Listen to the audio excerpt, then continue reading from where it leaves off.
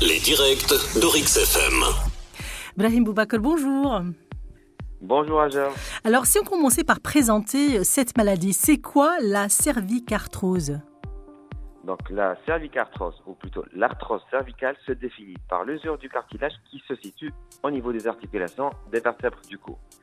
Et cette usure s'associe à des réactions de l'os de proximité. Il s'agit d'une maladie chronique qui évolue progressivement sur plusieurs années. L'arthrose provoque souvent des crises, parfois douloureuses, mais qui se résolvent et ne reviennent pas forcément. Et quelle est la population à risque ? Donc la cervicarthrose est assez courante après les 50 ans, aussi bien chez les hommes que chez les femmes. Et quelles sont les causes de ce type d'arthrose ? Donc, les causes exactes de la destruction du cartilage ne sont pas parfaitement connues. L'arthrose cervicale est liée en partie au fait que le cou est une zone très sollicitée. La mobilité de notre tête et son poids provoquent des pressions importantes sur les vertèbres cervicales. À cela s'ajoute également le facteur héréditaire, les séquelles de traumatisme qui ont pu fragiliser le rachis cervical ou encore les anomalies anatomiques.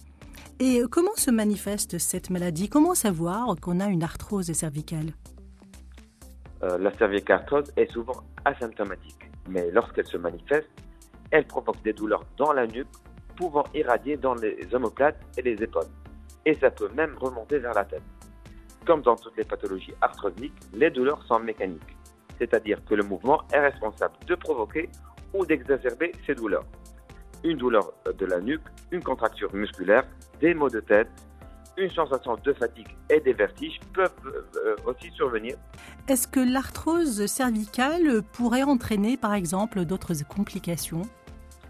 Effectivement, la principale complication de la cervicarthrose est la névralgie cervico-brachiale. Ce qu'on appelle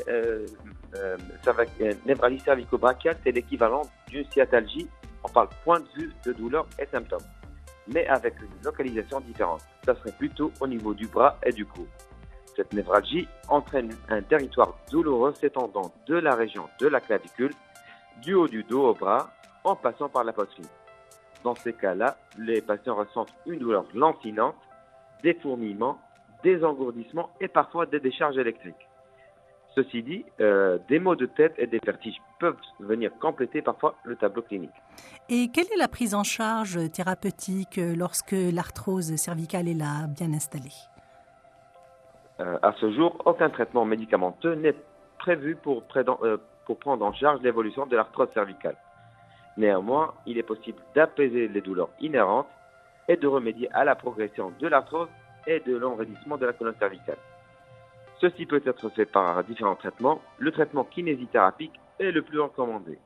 Il consiste en des étirements, des tractions et du renforcement musculaire, ainsi que quelques mesures correctives, comme l'arrêt des mouvements violents, adoption d'une position moins contraignante, voire même interdiction de port de charge lourde.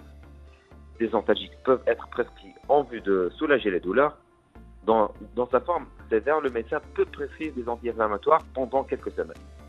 Et en cas de crise violente, les indications de corticoïdes injectés au niveau de l'articulation peuvent se révéler efficaces. Une dernière question, Brahim Boubacar. Comment prévenir l'arthrose cervicale ? Donc, la prévention de l'arthrose cervicale passe principalement par la réduction des contraintes sur le cartilage. En termes généraux, le port de charges lourdes répétitives est à proscrire. D'autre part, un oreiller confortable et adéquat est recommandé pour un soutien optimal du rachis cervical. De même, lors de notre quotidien, il est important d'adapter la position de son écran d'ordinateur ou de télévision pour ne pas trop abîmer le cartilage articulaire. Et voilà, Brahim Boubacar, merci pour toutes ces précisions. Je rappelle que Brahim Boubacar est physiothérapeute à Aspetar. À la semaine prochaine, Brahim Boubacar. Merci, Hajar.